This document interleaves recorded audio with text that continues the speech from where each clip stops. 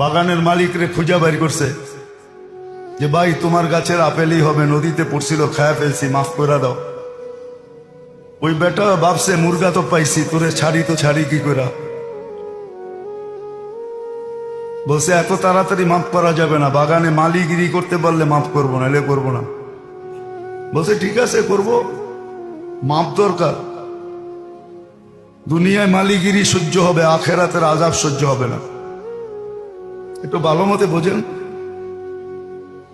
কিছুদিন পরে দেখে মালিক খুব চিন্তিত। একদিন সাহস করে জিজ্ঞাসা করছে, মালিক এত চিন্তিত কেন? যখনই দেখি এত বড় বাগানের মালিক, টাকা পয়সার তো অভাব দেখি না আপনার, আপনি এত চিন্তায় থাকেন কেন? তো বলছে বেটা তোর কাছে বইলা কি লাভ হবে? বলছে বইলা দেখেন না। বলছে আল্লাহ একটা মেয়ে দিছে, বয়স হয়ে গেছে, প্রস্তাব তো বহুত জায়গার থেকে আসে, রাজা বাদশার ঘরের থেকেও আসে, কিন্তু কোথায় যে বিয়ে দিব সিদ্ধান্ত করতে পারতেছি না। বলছে মালিক এটা তো সহজ, যদি খ্রিস্টানের তরিকায় বিয়ে দিতে চান তাহলে রূপ দেখা দিয়ে দেন,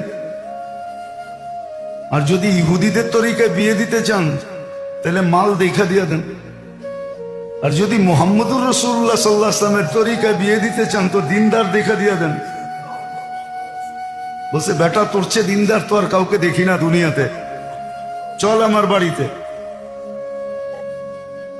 বিয়ে দিয়া দিছেন, ওই ঘরে আব্দুল্লাহ রহমতুল্লাহ আলাইহি পয়দা হয়েছে। কিয়ামত পর্যন্ত এত বড় মুহাদ্দিসও আসবে না, আল্লাহওয়ালাও আসবে না। সমস্ত আল্লাহওয়ালারা আব্দুল্লাহ ইবনে মুবারকের পায়ের নিচে। বড় পীর বলেন, বড় পীরও ওনার পায়ের নিচে। এত বড় আল্লাহওয়ালা আসবে না।